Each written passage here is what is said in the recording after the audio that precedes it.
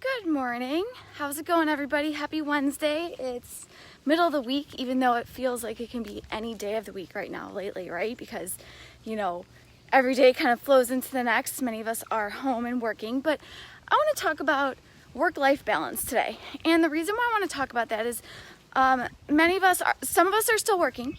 Some of us are working different schedules. Some of us are off of work. And it's a great time to really evaluate your work-life balance. And why is because we are not defined by our work. We are not defined by our careers.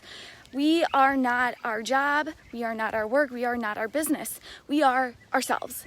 And if we don't have balance between work and life and work and personal time, work time, personal time, then it's going to blur into one. It causes stress and strain in our lives. It becomes chronic. It's something that we don't necessarily even recognize, but we don't really want to live that way because we're not functioning at our highest selves. So how do we function at our highest selves is establishing a work-life balance, not feeling like you're tied to your computer, tied to your job, have to finish your tasks before you move on or before you leave work or anything like that. And it's a hard thing nowadays. We want to work. We want to earn money. We want to make enough. We have to in some regards, in many regards, because we have to pay bills. But the thing is are we living our best life by doing that? By working 24/7 and working to some end point, are we actually creating the life that we want? Or are we living our best life right now? And the answer, in my opinion, is not necessarily. I don't think we are. I think we can live simple lives and work and find a balance. So we don't want to be tied to our jobs. Our bodies work in rhythms and cycles and circadian rhythms. And when we're constantly working, we end up overworking and we end up doing extra busy work that doesn't need to be done. So what do you do to fix this? One is plan timed breaks. Practice what I call rest-based living. So you want to work, rest, work, rest.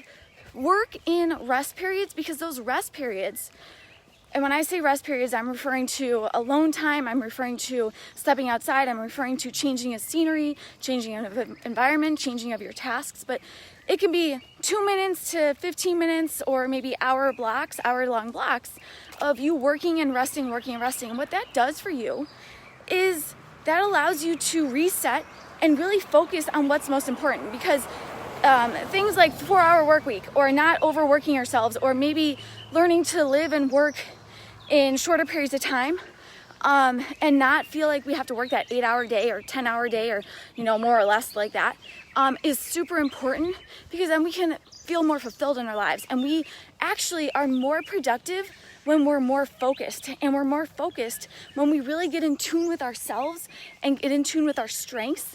And our strengths with our job, whether we work for a corporation or a big company or some other small business, large business, or we work for ourselves, we need to understand our strengths, we need to understand our priorities, and then we need to set boundaries and work with those strengths, priorities, and the lifestyle that works for us. And that's going to help us be more efficient, be more focused, be more productive, and we're going to get so much more out of our work in less time and enjoy more of our life, okay?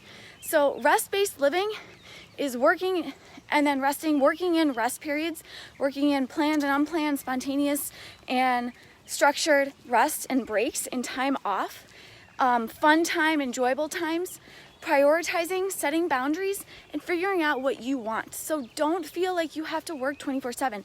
I've actually been allowing myself to take some breaks, and when I take those breaks, I can mentally recharge and focus and know exactly what I need to do to get where I want to go. If I don't do that, then I end up working at my computer or working on whatever task for twice as long and getting half as much accomplished. Or I do all this busy work and it doesn't help me get somewhere else. So I end up redoing it and then redoing it instead of really focusing on getting in tune with myself first, and then really sitting down when I'm ready and kicking out what I need to. Okay, I hope this helps today, guys. Work on your life balance, work-life balance. I'm happy to help you. Hit me up.